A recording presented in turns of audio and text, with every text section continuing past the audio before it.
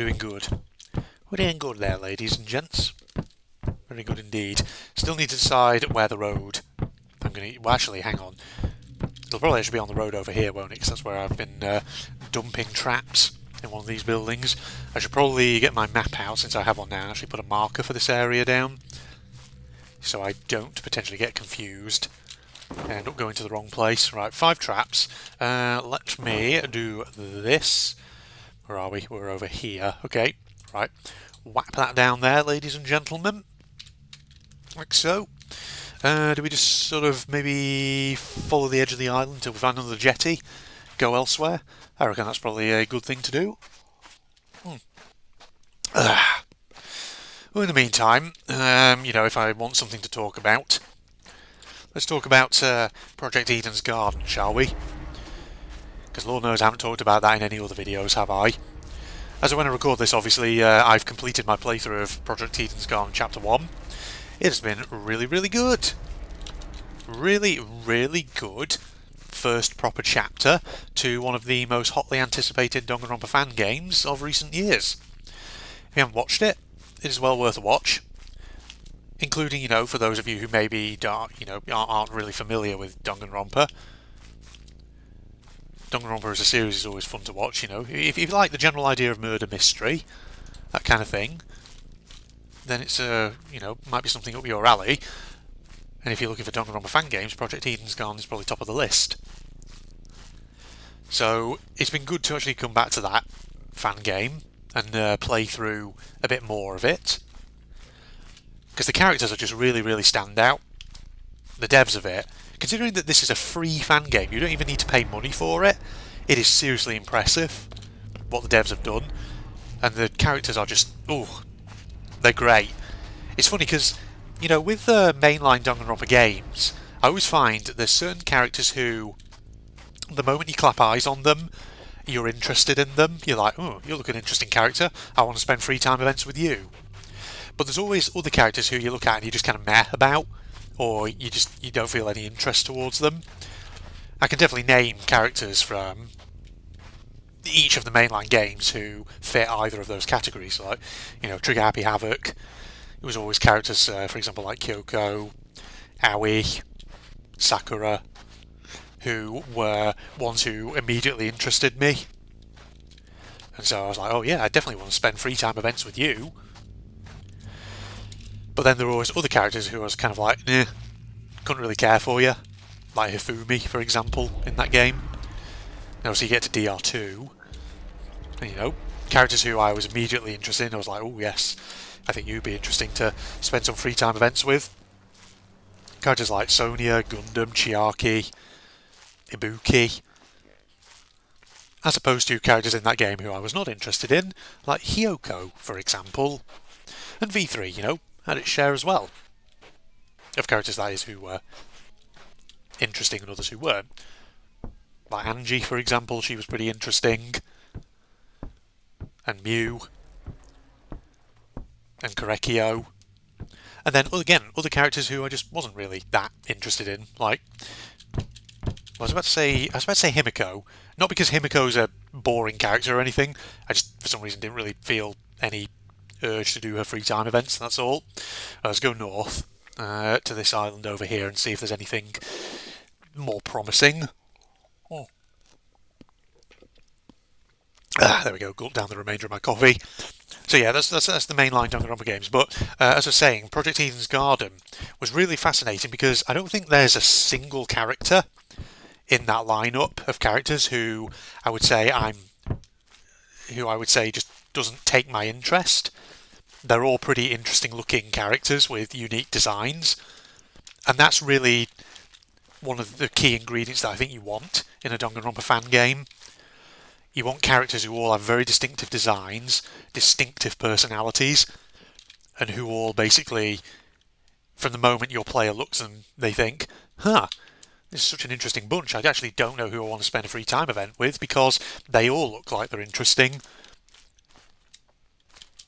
So, definitely a plus point in its favour. Now, people, of course, as I was playing Project Eden's Garden Chapter 1, were asking about, do I intend to play other Danganronpa fan games? And at some point in the near future. And I've talked about this before, and absolutely my answer remains the same. Absolutely yes, I intend to. I think Super Danganronpa and Another 1 and 2 are definitely on the cards, because they are actually oddities within the Fangan community, in that they are actual full-length fan games, that have all chapters and are complete. Because most Danganronpa fan games are still works in progress. Most of them only have maybe a prologue and a couple of chapters at most. I mean, so far, the longest Danganronpa fan game I've done on the channel is Danganronpa Antebellum, and that one only goes up to Chapter 3 Daily Life. Chapter 3 Deadly Life for that obviously is currently just on a sort of hiatus because Ripley, the dev of it, is, as stated in a previous Sir episode, is actually working on a reboot of their fan game. They're intending to basically go away and actually rework it. Danganronpa Antebellum Lockdown, I think it was called. So they're planning to do more with it. Though if that doesn't succeed, then they are just going to continue on Antebellum as usual. So yeah, Antebellum so far is the one Fangan that I've played which has the most content in it. But Super Danganronpa Another 1 and 2 are purported to be full-length complete ones, and thus a bit of a rarity. So I definitely want to play those at some point. I think they're by a Korean group. What's up, Doc? Gotcha. Hey, nice stinker. Which have these bloody robots over here. Nope, come here. Discard. Eat. Oh, I didn't mean to eat that, actually. It was a bit too soon. Can I fucking... There we go. Discard. Discard. Discard. Who else is coming towards me? You're going to be a few problems. Going to be problematic, ladies and gents? Sure. Yeah, but obviously, so I've got a long list of Danganronpa fan games that I do want to play. Super Danganronpa Another 1 and 2 being high up the list. But God, there's just so many of them. It will probably take me a bit of a while to get through them all. But I'm up for it, ladies and gents. I'm certainly interested in playing more and more of them. And the thing is, there's obviously not just fan games, there's also fan-made video series, like Danganronpa F Shattered Hope, and other ones, which I need to take a look at some point, because some of them are supposed to be pretty good as well. Like I say, it'd be pretty awesome if I could do reaction videos to them, potentially. So, who knows. But yes, basically in 2025, I am hoping to do more Fangan content, certainly. And again, I'm hoping to do lots of other content as well, and knowing me, it'll friggin... Oh God, I've just got so many plans, and I know realistically I can't do every single one of them, these plans that I have in mind, but I'll try and do as much as I can, in essence. Where am I going? What am I doing? I'm sort of standing around in one position, not really doing anything. I need to keep it moving.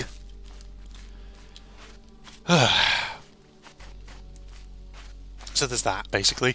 And I also want to, gaming-wise, I also want to continue on with more horror content as well.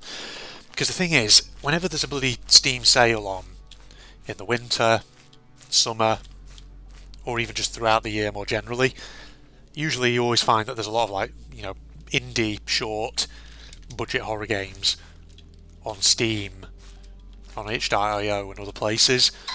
And usually what happens is I end up seeing so many, because they're going dirt cheap, I end up buying loads of them.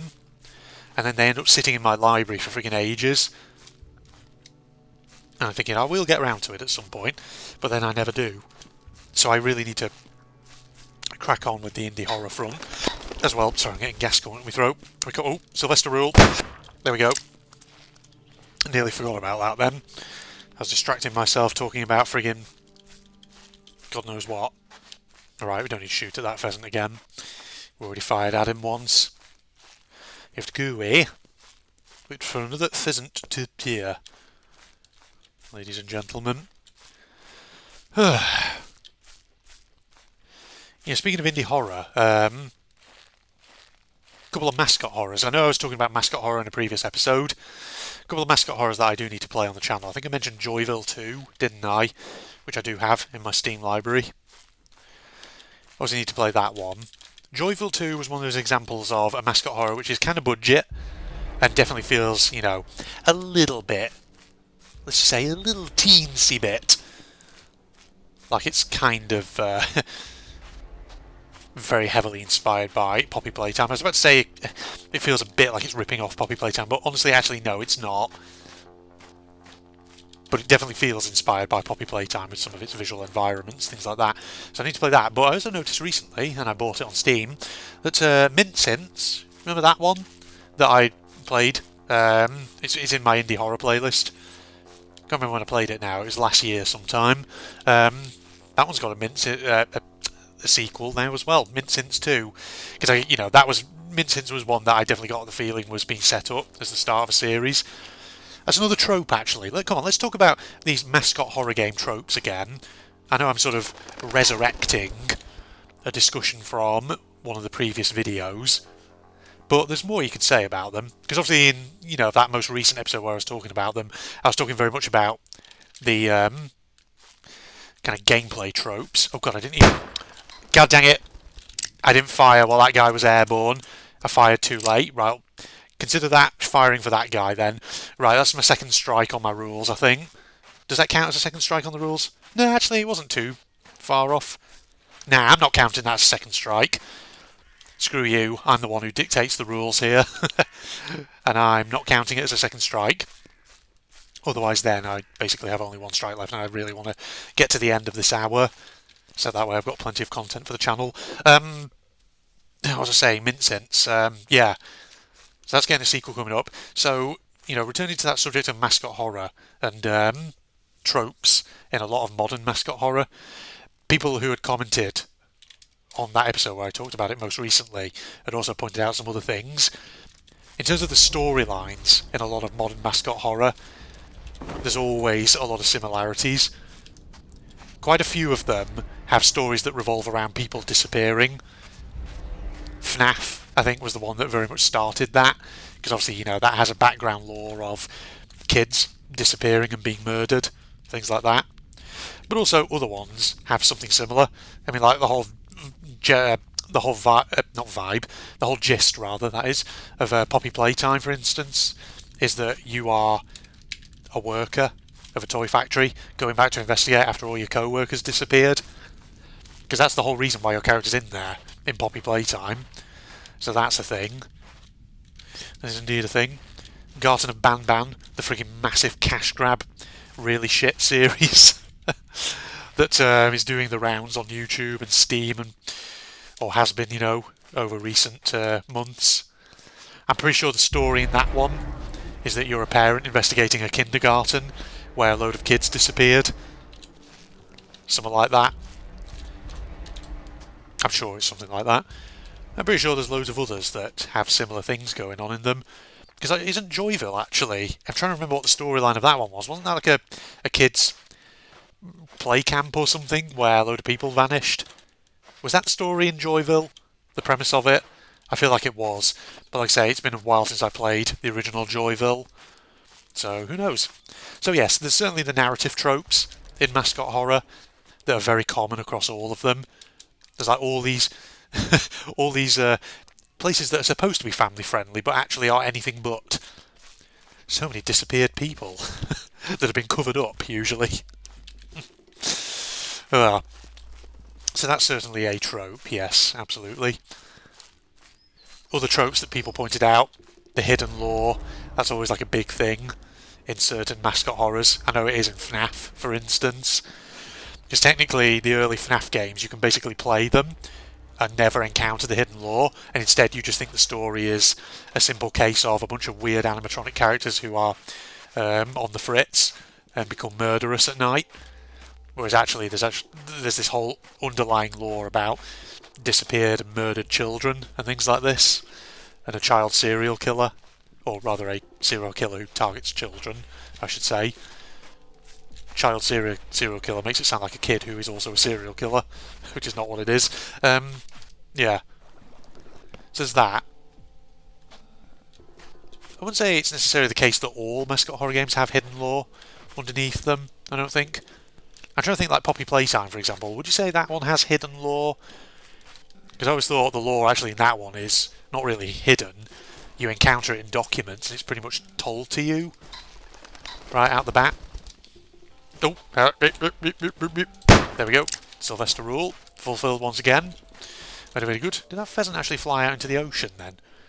Feels like he did. But no, there was another trope actually that people hadn't mentioned in comments, but which I did think of. Oh, yeah, I just literally thought about it recently when I was thinking about Mincins, and now it's got a second one. Obviously, a lot of these mascot horrors now are being set up in a way where they're episodic. That is practically another trope, isn't it? Instead of just releasing one big complete game where you slowly learn the story over the course of the whole thing, instead it's always split into episodes. Because that obviously is the case with Mince Hints, it's the case with Poppy Playtime, Garten of Banban, Joyville. So many of them do that. Which I think some people probably find quite annoying, because usually the way it works is they'll have sort of like a chapter 1, which is a short, typically free game. Because again, Mince Hints, the original was free, the original Joyville I think was free, I think the original Poppy Playtime, chapter 1 was free, was it not? Pretty sure it was. And then, you know, usually they use the devs use the chapter 1 as like a little hook to get people interested, with the little sort of promises of there being hidden lore and weird stories and all kinds of stuff to unravel. Then of course they release chapter 2, and from then onwards everything's, you know, has a price tag and all that. Let's go back to the centre island, because again there's not much on this island for us to really find. Yeah, I was saying, so that episodic format definitely feels like another trope of indie horror. It's funny because, again, you know, I think a lot of these tropes very much were inspired by FNAF, weren't they? Five Nights at Freddy's. Because I'm pretty sure the original, I don't know, was it Scott Cawthon, the dude who made FNAF? Wasn't the original idea, you know, was that the original FNAF had all this hidden lore, and in essence, was he probably going to sort of leave it there at FNAF 1, but then when he saw how successful it became, he decided to go back and do a second one, and from there it basically became a series of games, each one sort of filling in little bits of the background lore, things like that. Or did Scott Cawthon always intend for it to be a series? Was that what he was hoping for? I don't know. I say this because obviously I'm someone who has never played the original FNAF games and has no real interest in doing so, but who is nonetheless interested in them from sort of a lore and kind of a creation perspective. That kind of thing. I'm sure someone in the comments could probably answer that, and I could probably just Google it as well. That also would probably give me some answers. Yes. So there you go. Consider this Mascot Horror Discussion 2.0, ladies and gentlemen. Because why the hell not? Also, I think I was looking online. Remember that thumbnail for the Mascot Horror video most recently? Where I had a few Mascot Horror characters in the thumbnail. Obviously the monster from Joyville. And then obviously Catnap from Poppy Playtime. But there was also another one, like a green sort of dinosaur looking one. That one is from a game that I briefly mentioned. I think it's called Playtown, which apparently is a real budget, kinda shit horror game. It's a real budget, kinda shit horror game, which I personally don't have any intention of playing on the channel, because like I say, apparently it's really budget and it's kinda bad. Just genuinely, objectively not very good. But apparently the dev who makes Playtown has made loads of other short mascot horrors. It seems to be the case that they seem to be pumping them out one after the other, each with different characters and different premises. Probably just literally slinging things at the wall in the desperate hope that something will stick. That something. Oh my god, that's 2 friggin' pheasants. 1 and 2. Good lord. Yeah, I could tell from the sound it was 2 of them, even though I didn't see the second one. There we go. I haven't actually seen any rabbits for a while, have I? Come to think of it. No rabbits. Right. Anything up around here? No. Okay. You know, I was also thinking about actually recently, speaking of mascot horror and speaking of FNAF, do you remember in my indie horror playlist when I built, sorry, I didn't build, I didn't build anything. What am I saying? When I played... oh, speaking of rabbits, hold on. There we go. Elmerford. Oh, God, I have to shoot for this one as well. Hold on. Wait. Here. There we go. Good Lord. One thing after another then, wasn't it? What was I saying? You know, remember in my indie horror playlist, I once did a one-off video on a FNAF fan game that I found, which actually looked pretty interesting. It's called Afton Built, and it was different to a lot of Five Nights at Freddy's games in that it was actually free roam. Because you know how most FNAF games, it's basically just your character sat in a static position, just monitoring surveillance cameras or whatever. But then we found Afton Built, and I thought, you know what? A free roam FNAF fan game actually sounds pretty interesting. I kind of want to actually check it out. And obviously Afton Built, you know, was just a concept for what was originally going to be a much longer length game that never unfortunately came to be. Which is a shame, because actually, if you've never watched my Afton Built video, it is worth a watch, even if you're not a fan of FNAF. It's an interesting one because it clearly had a lot of effort put into it, and I think the basic premise of it was quite interesting. But it does make me wonder, are there any other sort of real good FNAF fan games out there which are free roam and which actually do interesting things that even as someone who's not massively into who hasn't played the original FNAF games and has no interest in doing so, basically something that even, you know, the likes of I would be potentially interested in looking at, because there's got to be, right? There's got to be other FNAF fan games that have opted for free roam, whatever else have you. Because I'm pretty sure there's a lot of them which go for, you know, bog standard FNAF style gameplay of your character sat in an office monitoring surveillance cameras or whatever. But surely there are ones that sort of break that mould a little bit and actually give you free roam where you can wander around different environments, facing off against weird animatronic monsters or whatever. Because the thing, like I say, the basic premise and concept of FNAF is something that I do find interesting, even if I don't have any interest in playing the actual games themselves, beyond, you know, playing Security Breach a couple of years ago. I was playing Security Breach just for the shits and giggles, and marvelling at, you know, kinda how bad it was as a game. It's funny, really, because did I mention I was watching Design Frame recently on YouTube? I've been watching a couple of their videos about FNAF Security Breach. In one of them, I think they were absolutely railing about the number of people on Steam who've been giving Security Breach positive ratings, thumbs up, as though it's a really good game when, honestly, from an objective point of view, it's not. And, you know, watching that, I was sort of in two moods. Because on the one hand, I agree with them very much. From an objective viewpoint, FNAF Security Breach is fucking terrible. It is. Like, so full of just, not just glitches and bugs, but also poor design decisions.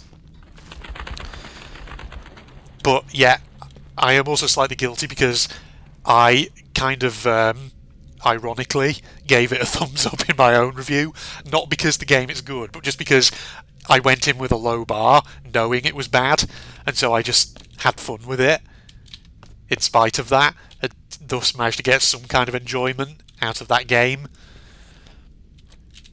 But no, if you watch the Design Frame videos on Security Breach, his points are absolutely valid.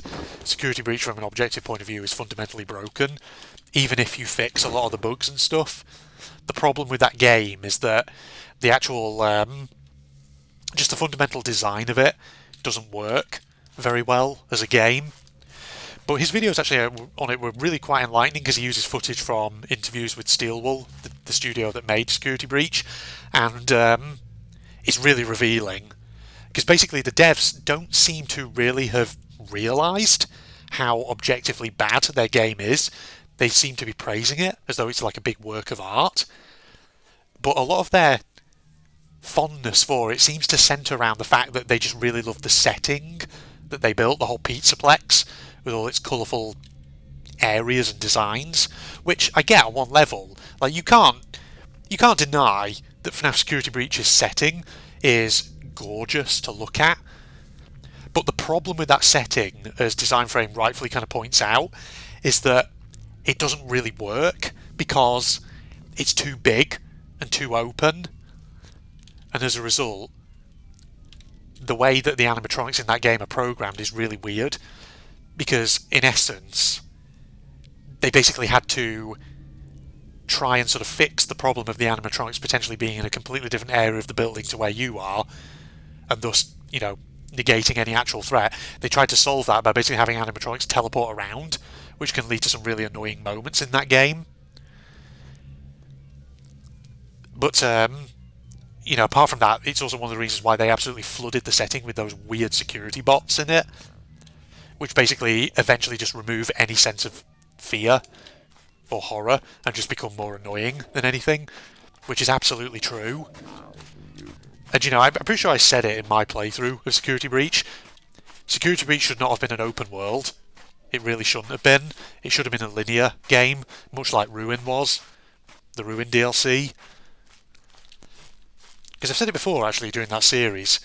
The gameplay of Security Breach is a bit weird. Like, you have areas where there's clearly sort of like, almost like mini-games with more fleshed out gameplay. So like the daycare section, for example, where you're finding the generators to reactivate the lights amidst the play structures. Or other bits, like, for example, the section above Monty Golf, where you're fighting Monty Gator. It's like you have to use the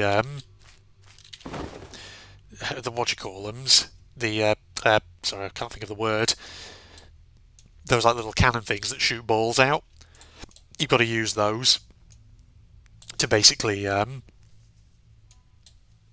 of activate a system which causes, which triggers a system which then destroys Montgomery Gator.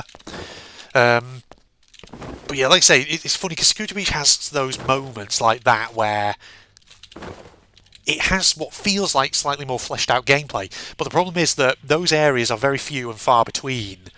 And in between them, it's all just a lot of walking around this massive open environment that's a bit too big.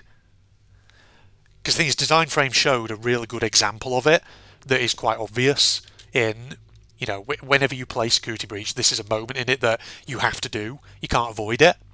But basically in Security Breach there is this moment where you find like a disc and you have to take it to a certain location, which activates the a system on the main stage in the main area of the building, which you can then use to get down to parts and service. But the problem is you find the disc on the stage, so basically you get the disc, you then have to sneak your way from one end of the room to the other, and bear in mind this is a really big room, avoiding all the bots.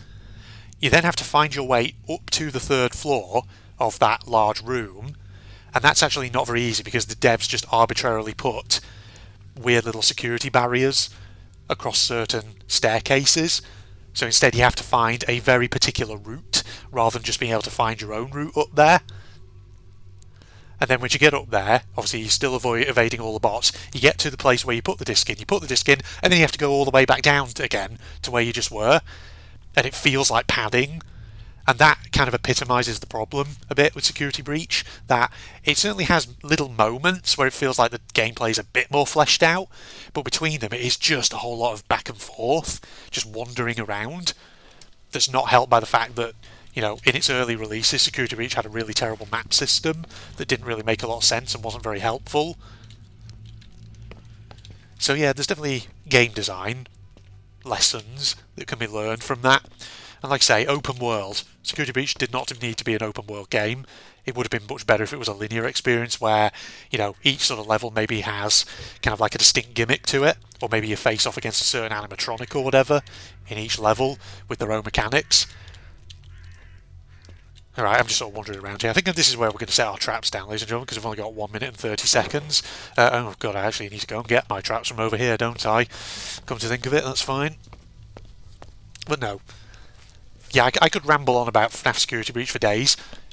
Even though it's a really shit game, I sort of like it, not because it's good, but because I think it's a great example of wasted potential, something that could have been good, but was just completely let down by poor design decisions. But what's fascinating about Steel Wool is a lot of their staff members are people who are sort of, they're more artists than actual game designers, and you can definitely see how that reflects in the game design, because it's kind of like they've built this massive beautiful looking setting, but it doesn't work very well in terms of actual gameplay mechanics, betraying the fact that they've not really thought about that. It seems like the whole driving force of their creation process was building a good setting, which should not really be the driving force. What should be the driving force is like the story you're trying to tell and the gameplay mechanics through which you will tell it, and then everything else around that you build up on the basis of what that is. So you build the setting in a way that so it's designed to facilitate the story and the gameplay vision, if that makes sense. Right, 5 seconds until our hour's up, and then we have to lay our traps down and try for this ambush. So, timer is now over. Thank you. Right, I'm just going to adjust my little phone. I'm going to give myself maybe 2 minutes on here to actually set my traps down and try and lure some robots in. So 2 minutes starting now, ladies and gentlemen. Now. I need to set our traps down. So, I've only got 5 of them, which is not great, but it'll do. It occurs to me there's actually not really any hunters around here, isn't there? Is there, even? Shoot. This is going to be a real shit ambush, this, isn't it? It's not going to work. Ah, shoot. Oh, shoot. Just when I want the robots to come to me, there's none of them around here. Unless I just throw bottles randomly in all sorts of directions and hope that maybe there's someone nearby who can hear it. Now, if only the balloon was actually over here, I could use him to try and pull some guys. That's a quote that that's a quote that could be taken out of context, isn't it? If only the balloon was over here, I could pull some guys. Yeah. Good statement, Red. Let's just do this. Surely that gets attention, right? I can hear some bleep in the distance, but I've only got 50 seconds on the clock remaining. Oh, hold up. Come over here, guys. No, don't go that way. They're turning away and going back, aren't they? Hold on. Keep coming over here. I don't think this ambush is going to work, in all honesty. Unless I can just get them over, but... Right, keep them coming. Yeah, traps are over... Wait. Oh, no, traps are over here. What am I doing? Shit. What's up, Doc? Keep coming over here. Go on, 20 seconds. Come into the traps. Quickly. I've got all day. Coming over. Come over. Come on. God dang it. Come on. Ah, one of them's in. So we did trap one of them with 5 seconds to go. Go on, get into the other one. One, never mind. Well, we trapped one. Ain't I a stinker, ladies and gents? Alright, that's going to have to be it then for the Looney Tunes challenge. I feel like I didn't do that very cleanly, but we did it, nonetheless. Thank you for the suggestion then, Phil. Like I say, I had to kind of... I did find myself sort of amending some of the rules and things that you'd set out, just to, I think, make it a bit more manageable. But, yeah, it was fun for what it was, and it's a bit of content for the channel and all. Couldn't say that for a moment then. Right, well in that case I'm going to go away, because it's getting late in the evening, and I probably want to think about what I want to make for my dinner, ladies and gentlemen. So I hope you enjoyed that, and hope you enjoyed me just rambling on, especially inanely about Security Breach at the very end there. Go watch Design Frame, ladies and gentlemen. His videos on FNAF Security Breach. If you're interested in poor game design and...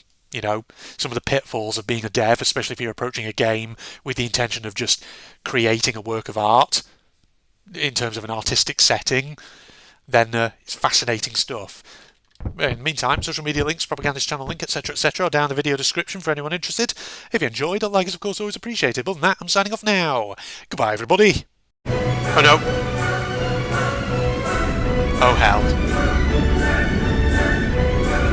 What? What the hell? Holy crap. Oid. Sorry, I'm paraphrasing Phil. What the hell is this? This is like a British motorway. This is spooky. Right, this is definitely the car crash. Except we're like underwater. Damaged car there, there's one over there. Is this between Sanford and the welcome breaks? What's that say? Services, yeah.